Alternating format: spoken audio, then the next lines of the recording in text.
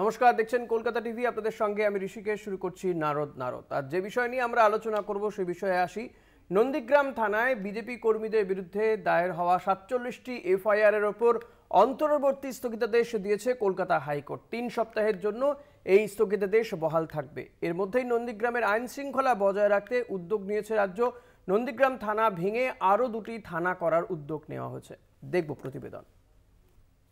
গত 14 মে থেকে 1 জুন 15 দিনে বিজেপি কর্মীদের বিরুদ্ধে শুধু একটি থানাতেই মোট 47টি এফআইআর দায়ের হয়, যার সবকটি ওপেন এন্ডেড এফআইআর। অভিযোগ, পুলিশ বেশ কয়েকটি সুমোটো মামলা করে। লোকসভা ভোটে বিজেপিকে হেনস্থা করতেই মিথ্যে মামলা দেওয়া হয় বলে অভিযোগ তুলে কলকাতা হাইকোর্টের দ্বারস্থ হয় বিজেপি। সেই মামলায় বিজেপি কর্মীদের বিরুদ্ধে দায়ের হওয়া 47টি এফআইআর এর ওপর অন্তর্বর্তী স্থগিতাদেশ দিল কলকাতা হাইকোর্ট। আপাতত 3 সপ্তাহের জন্য এই স্থগিতাদেশ দেওয়া হয়েছে। 3 সপ্তাহের মধ্যে ওই বিজেপি কর্মীদের বিরুদ্ধে পুলিশ কোনো কড়া পদক্ষেপ করতে পারবে না বলেও জানিয়েছেন কলকাতা হাইকোর্টের বিচারপতি অমৃতা সিনহা। বিচারপতির প্রাথমিক পর্যবেক্ষণ, দায়ের করা 47টি এফআইআরে অভিযুক্ত বিজেপি কর্মীদের বিরুদ্ধে মোটামুটি একই অভিযোগ আনা হয়েছে। তাই এফআইআর গুলির সারবত্তা রয়েছে কিনা তা খতিয়ে দেখা হচ্ছে।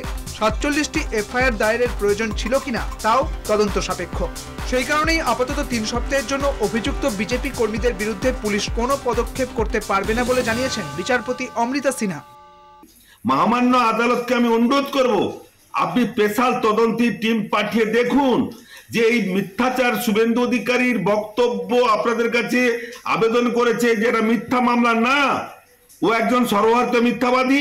অতএব আপনারা রাজ্য সরকারকে বিশ্বাস যদি নাও করতে পারেন, আপনারা নিজেদের তদন্ত টিম এক্স জাজদের পাঠিয়ে আপনারা দেখুন মানুষরা কত পথে বসে কান্নাকাটি করছে। আইন শৃঙ্খলা দিতে এই রাজ্য সরকার ব্যর্থ, কিন্তু পুলিশ প্রশাসন নন্দীগ্রামে ভারতীয় জনতা পার্টির কর্মী কার্যকর্তাদের উপর রাজনৈতিকভাবে না পেরে উঠতে পেরে এরকমভাবে 47টি ভুয়ো এফআইআর করে আমাদের ভারতীয় জনতা পার্টির কর্মী কার্যকর্তাদের ফাঁসানোর অপচেষ্টা আজকের কলকাতা হাইকোর্টের জাজমেন্টে সেটা ব্যর্থ হয়েছে। নন্দীগ্রামের আইন শৃঙ্খলার জন্য থাকবে 2টি থানা ও 2টি আউটপোস্ট। নন্দীগ্রাম থানা ভেঙে রেয়াপাড়া ও তেখালি 2টি নতুন থানা করার উদ্যোগ। রামচক আউটপোস্ট এবং সোনাচূড়া আউটপোস্ট, এই 2টি আউটপোস্ট করার সিদ্ধান্ত নবান্নের। কোন থানার অধীনে কোন এলাকা থাকবে তাও নির্দিষ্ট করেছে রাজ্যের স্বরাষ্ট্র দপ্তর। রাজ্য মন্ত্রিসভার অনুমোদনের জন্য প্রস্তাব পাঠাচ্ছে স্বরাষ্ট্র দপ্তর, নবান্ন সূত্রে খবর। তাই আজকের নবান্ন বাধ্য হয়ে নন্দীগ্রামের একটা থানাকে আজকের রেপাড়া থানা এবং তেখালি বাজার থানা ঘোষণা করেছেন এবং 2টো আউটপোস্ট সোনাচূড়া এবং রামচক আউটপোস্ট করেছেন বাধ্য হয়ে এই বিজেপির অত্যাচারের জন্য। কলকাতা টিভি। এই যে 47টা এফআইআর করা হয়েছিল, আর এই নিয়ে সুজন চক্রবর্তী বাম নেতা, তার বক্তব্য যে শুধু এখন আর বামেদের বিরুদ্ধে না, সমস্ত বিরোধী রাজনৈতিক দলের নেতা নেত্রীদের বিরুদ্ধেই এ ধরনের মামলা হচ্ছে। কি বলছেন তিনি, শুনুন।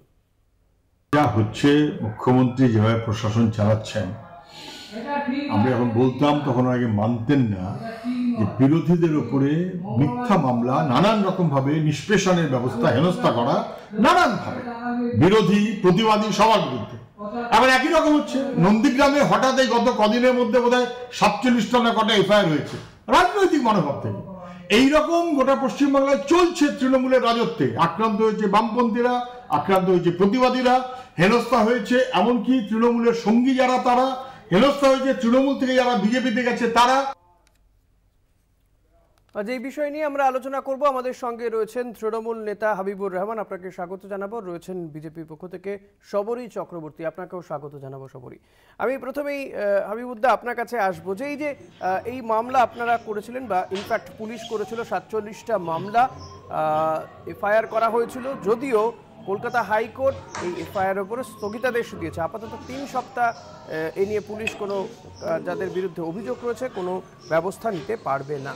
এটা কি গোটা বিষয়টা আপনাদের বিরুদ্ধে গেল বা সরকারের বিরুদ্ধে গেল?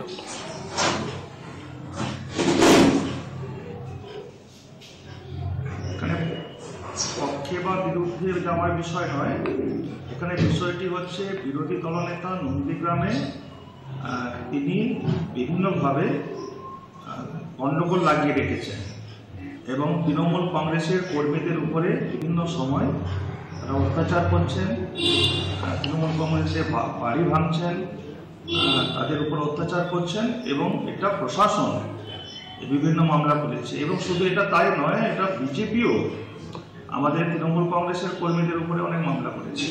কিন্তু কোর্ট ইদানিংকালে আমরা দেখতে আমাদের বলতে আপত্তি নেই যে কোর্ট অনেক জায়গায় অনেকাংশে নিরপেক্ষভাবে বিচার দিচ্ছেন না। আমরা যদি কোর্ট নিরপেক্ষভাবে বিচার দিচ্ছে না, সবরীতি তৃণমূলের বক্তব্য, আপনারা এই বিষয়টাকে কিভাবে দেখেন? এটা আপনাদের একটা অংশ দিচ্ছেন না, কারণ এটার আমার কয়েকটা কারণ আছে। আমরা কয়েকটা উদাহরণ আমরা দিতে পারি। হাবিবুদ্দা আসবো আপনার কাছে, প্লিজ। হাবিবুদ্দা আসবো, আমি আসবো। আবার যদি উদাহরণ দেখেন, হাবিবুদ্দা আসবো আপনার কাছে, প্লিজ। সবরই বলুন। দেখুন, লোকসভা নির্বাচন চলাকালীন আপনারা দেখেছেন কিভাবে সন্ত্রাসটা গোটা পশ্চিমবঙ্গ জুড়ে চলেছে, আর তারপরেও এখনো শাসক দলের তৃণমূল কংগ্রেসের যে মানে ইয়েটা চলছে, সন্ত্রাসটা, এটা একদম এখনো পর্যন্ত অব্যাহত। আর আপনারা দেখেছেন যে একটা নজিরবিহীন ঘটনা, 35 দিনে 47টা আপনি কেস এফআইআর, এটা একটা নজিরবিহীন ঘটনা পশ্চিমবঙ্গে। এটা সম্ভব? লোকসভা নির্বাচনে সন্ত্রাস হয়েছে, এবারের নির্বাচনে সন্ত্রাস হয়েছে আপনি বলছেন? নিশ্চয়ই সন্ত্রাস হয়েছে, নিশ্চয়। লোকসভা নির্বাচনের পর থেকে এখনো পর্যন্ত অবশ্যই সন্ত্রাস নির্বাচনে হয়েছে না নির্বাচনের পরে হয়েছে? আপনারা দেখছেন নির্বাচন পরবর্তী, মানে ভোট পরবর্তী হিংসার কথা আপনি বলতে চাইছেন? নির্বাচন কিন্তু আপনারাই বলে গেছেন বা বলেছেন আপনার দলের নেতা নেত্রীদেরকে, এবার শান্তিপূর্ণ ভোট হয়েছে, কেন্দ্রীয় বাহিনী দিয়ে ভোট হয়েছে শান্তিপূর্ণ। হ্যাঁ, কোথাও কোথাও বিচ্ছিন্ন ঘটনা ঘটেছে, তাই হ্যাঁ, বিক্ষিপ্ত ঘটনা আছে। আর তারপরেও লোকসভা ভোটে তৃণমূল কংগ্রেস মানে এইভাবে সিট পাওয়ার পরেও, তারা অরাজকতা ভাবে এইভাবে সিটটা ছাপাবাজি করে পাওয়ার পরেও, তারা আজকে এখনো পর্যন্ত বেছে বেছে শুধু বিজেপি কর্মীদের উপরে ওরা কেস দিচ্ছে। আপনারা বলুন তো, 35 দিনে 47টা কেস, এটা কি কখনো মানে সম্ভব? এটা নজিরবিহীন ঘটনা। আর আমাদের আমি বলছি হাইকোর্টে স্থগিতাদেশ দেওয়া হলো, এটাকে আপনারা কিভাবে দেখেন? এটা কি আপনাদের জয় হলো? হ্যাঁ, 3 সপ্তাহের জন্য, 3 সপ্তাহের জন্য স্থগিতাদেশ অবশ্যই জয়, বিরোধী অবশ্যই। আমি হাবিবুদ্দার কাছে আসি।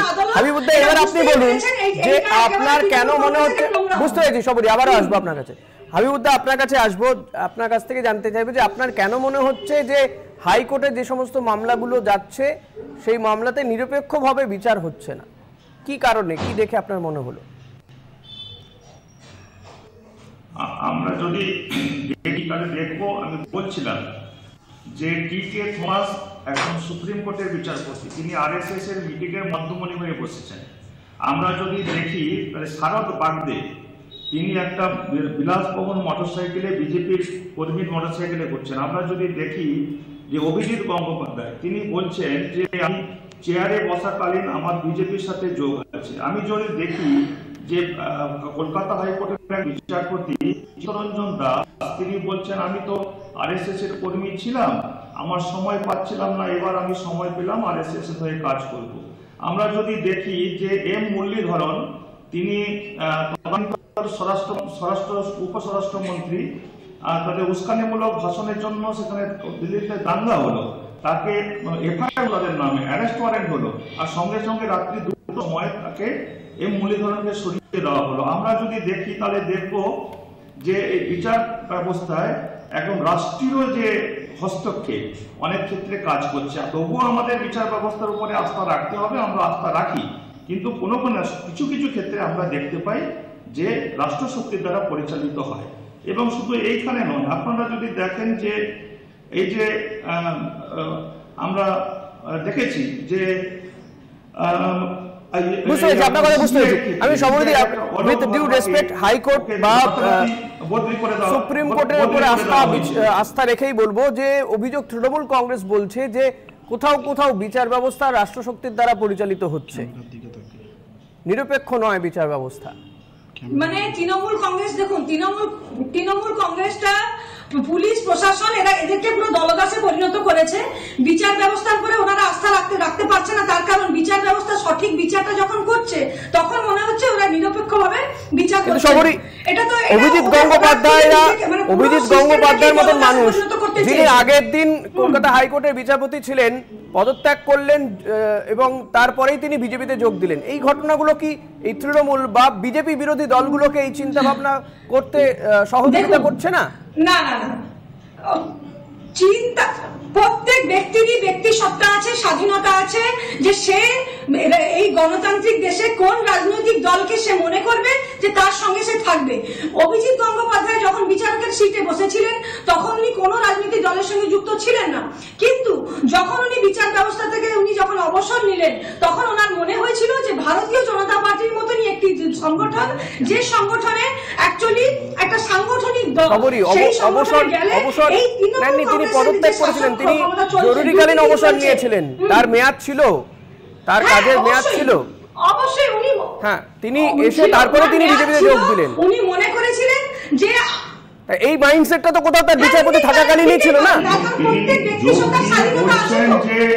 তিনি যোগ দিয়ে বলছেন যে আমার বিজেপির সাথে যোগ ছিল, বিজেপির সাথে আমার যোগাযোগ ছিল, এখানেই আমাদের কাজ করেছেন কি করেননি আমি সেটা বলছি না, কাজ করেছেন কি করেননি আমি সেটা বলছি না, কিন্তু বক্তব্য কোথাও গিয়ে কি বিরোধী রাজনৈতিক দলগুলোকে এটা ভাবাচ্ছে, এই যে ভাবনাটা তারা আস্থা হারাচ্ছেন, তার কারণ কি এইগুলো?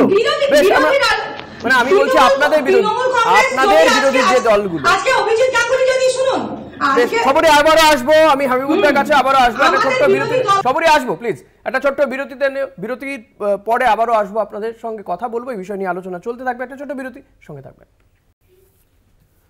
ফিরলাম বিরতির পর, দেখছেন নারদ, আপনাদের সঙ্গে রয়েছি আমি ঋষিকেশ। আমি হাবিবুদ্দা আপনার কাছে আসবো যে এই যে 14ই মে থেকে 1 জুন 15 দিনে 47টা এফআইআর বিজেপি নেতাকর্মীদের বিরুদ্ধে। সুজন চক্রবর্তী সিপিআইএম নেতা, তিনি বলছেন যে শুধু বিজেপি নয়, এর আগেও সিপিএম হোক বা কংগ্রেস, বিজেপি এখন, এবং এমনকি যারা তৃণমূলের মধ্যেই তৃণমূলের বিরুদ্ধাচারণ করছে এক শ্রেণীর লোকে, তাদের বিরুদ্ধেও মামলা হচ্ছে। এটা কেন হবে? তাহলে কি কেউ তৃণমূল শাসক দলের বিরুদ্ধে কোনো কথাই, কোনো সমালোচনাই শাসক দল কি শুনতে পাচ্ছে না? বিজেপি দলটি না, আপনারা দেখবেন এই বিজেপি দলটি একদম উচ্ছৃঙ্খল, বিশৃঙ্খল এবং বিভাজন তৈরি করার সব জায়গায় চেষ্টা করে এবং চিত্রনাট্য তৈরি করার চেষ্টা করছে। যেখানে যেখানে এরা একটু বেশি ভোট পেয়েছে কোনোভাবে, সেখানে সেখানে ওরা গন্ডগোল করছে, মানুষের উপর অত্যাচার করছে, ভারী ভাঙছে, ঘর ভাঙছে, বিশেষ করে তো নন্দীগ্রামে করছে। এবং আপনারা যদি দেখবেন যে 2019 সালে আপনারা দেখেন আরো 18টা সিট পাওয়ার পরে একদম পশ্চিম মেদিনীপুর, বাঁকুড়া, পুরুলিয়া থেকে শুরু করে পার্টি অফিসগুলো রং পরিবর্তন করে দেওয়া, এবং আটপাড়া, কাছড়াপাড়া, নৈহাটিতে দেখবেন সেখানে প্রায় 6 মাসের বেশি মানুষ কাজে যেতে পারেনি, ছাত্রছাত্রীরা স্কুলে যেতে পারেনি। এটা হচ্ছে ওদের কালচার, গন্ডগোল করাটা হচ্ছে ওদের কালচার। আর আমাদের নেত্রী মমতা বন্দ্যোপাধ্যায়, আমাদের নেতা অভিষেক বন্দ্যোপাধ্যায় বলেন যে বদলা নয়, আমরা বদল চাই, আমরা শান্তি চাই, আমরা সম্প্রীতি চাই, আমরা একতা চাই। আর এই দলটা আজকে এরা মানুষ এদেরকে পরিত্যাগ করেছে বলেই বাংলায় শান্তি আছে। আপনারা দেখেছেন যে সন্দেশখালীতে কি অবস্থা করলো, ও কতদিন ধরে সন্দেশখালীকে অবরুদ্ধ করলো, শুধুমাত্র একটা চিত্রনাট্য তৈরি করলো। আর আপনারা শুধু চিত্রনাট্য তৈরি করেন জায়গায় জায়গায়, ব্লক সভাপতি পরিষ্কার করে। বেশ, বুঝতে পেরেছি। তো স্বাভাবিকভাবে চিত্রনাট্য তৈরি, ওনারা অ্যাকচুয়ালি তৃণমূল কংগ্রেস চিত্রনাট্যটা খুব ভালো বোঝে আর কি। সন্দেশখালীতে কি ঘটনা ঘটেছে, সন্দেশখালীকে কিভাবে চাপিয়ে দেওয়া হয়েছে, কেসের পর কেস দিয়ে আমাদের রেখা পাত্রকে কিভাবে হ্যারাস করা হয়েছে, সেটা তো গোটা পশ্চিমবঙ্গ সবাই দেখেছে। পশ্চিমবঙ্গ, আর ওনারা বলছেন মানুষের রায় যে ওনাদের এবার পক্ষে নয় বিপক্ষে আছে, সেটা আপনারা ভোটের যে আপনারা পার্সেন্টেজটা আপনারা বিচার করলেই বুঝতে পারবেন মানুষের রায়টা কি আছে।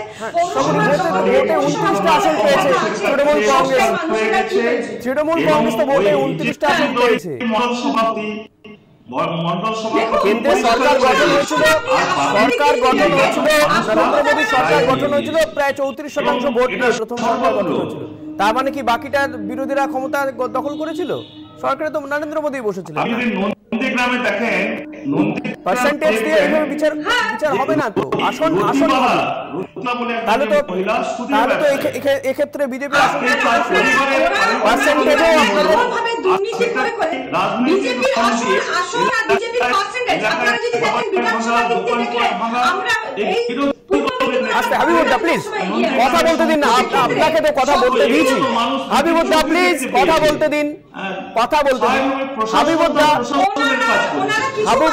হাবিবুদ্দা শাসক দল একটু সহনশীল একটু কথা বলতে দিন। আপনারাই বলেন বিজেপি অর্থাৎ কেন্দ্রীয় সরকারের বিরুদ্ধে বলেন যে গণতন্ত্র নেই, আপনারা একটু গণতন্ত্র বজায় রাখুন প্লিজ। সবরই বলুন। একদমই গণতান্ত্রিক অধিকার তো ওনারা কেড়ে নিয়েছেন, মানুষের রায়কে ঘুরিয়ে দিচ্ছেন, মানুষকে কেসের পর কেস দিয়ে বিজেপি আজকে বিরোধী দলগুলিকে আমি একটা ছবির কথা বলি। নন্দীগ্রাম থানার আইসি তাকে গিয়ে বিজেপি নেতা তথা এ রাজ্যে বিরোধী দলনেতা তিনি একেবারে প্রকাশ্যে ক্যামেরা নিয়ে গিয়ে তিনি হুমকি দিচ্ছেন, সেটা কি কোন গণতন্ত্র? আপনি সন্দেশখালীর কথা বলছেন, সন্দেশখালীতে প্রকাশ্য মঞ্চ থেকে বিরোধী দলনেতা বলছেন যে যদি আমরা ক্ষমতায় আসি তাহলে পুলিশের চাকরিতে থাকবে না, যদি আমরা ক্ষমতায় আসি পুলিশের চাকরিতে থাকবে না। চোখে আঙুল দিয়ে দেখিয়ে দিয়েছেন বিরোধী দলনেতা, চোখে আঙুল দিয়ে দেখিয়ে দিয়েছেন চোখে আঙুল দেখিয়ে রেখে যে পুলিশকে হুমকি দেওয়া যায়, আজকে একজন আইসি ধমকে চমকে রাখা যায়। কথা বলার অধিকারকে ছেড়ে নেওয়া রাষ্ট্রশক্তি তো দায়িত্ব নিয়ে এলাকাটাকে আজকে তাই আপনি যদি একটু নন্দীগ্রামের বিধায়ক তো বিরোধী দলনেতা, দেখবেন সবরই নন্দীগ্রামের বিধায়ক বিরোধী দলনেতা শুভেন্দু অধিকারী। বিগত 10 বছর ধরে শুনুন, বিরোধী দলনেতার কাজই হচ্ছে মানুষকে ন্যায় দেওয়া, বিরোধী দলনেতার কাজই হচ্ছে এই বিজেপি যেভাবে ঠিক বলছেন, বিরোধী দলনেতার কাজ তো পুলিশকে ধমকানো নয়, পুলিশকে শাসানো নয় যে আমরা ক্ষমতায় এলে উর্দিতে থাকবে না, ক্ষমতায় এলে অবসরকালীন ভাতা বন্ধ করে দেওয়া হবে। এটা কি বিরোধী দলনেতার কাজ? এটা বিরোধী দলনেতার কাজ? আপনারা বলতে চাইছেন যে পুলিশ প্রশাসনের কাজ হচ্ছে বেছে বেছে বিরোধীদেরকে কেস দেওয়া? আপনারা তো আদালতে যাচ্ছেন, নিঃসন্দেহে আপনারাই যদি আইন আদালতের উপরে ভরসা না রাখতে পারেন, আপনারাই যদি আইন আদালতের উপরে ভরসা না রাখতে পারেন তাহলে সাধারণ মানুষ কোথায় ভরসা রাখবেন? আপনারা পুলিশের বিরুদ্ধে অভিযোগ করছেন তো আদালতে যাচ্ছেন, কিন্তু সেটাকে প্রকাশ্যে বিরোধী দলনেতার এই ধরনের মন্তব্য কোথাও গিয়ে কি আইন শৃঙ্খলা পরিস্থিতিটাকে আরেকটু দাঁড়িয়ে দেয় না? এবং আইন শৃঙ্খলা পরিস্থিতি যেখানে বিরোধী দলনেতা আইনকে হাতে তুলে নেওয়ার কথা বলছে, উস্কানি দিচ্ছেন তো, এটা কি উস্কানিমূলক হচ্ছে না? হাবিবুদ্দা কি বলবেন? বুঝতে পেরেছি সবই। আপনিও তো বসে আছেন, আপনার কাছ থেকে উত্তর জানতে চাইছি সবরই, আপনার কাছ থেকে উত্তর জানতে চাইছি, আপনার কাছে উত্তর নেই, বলতে পারছেন না আপনি।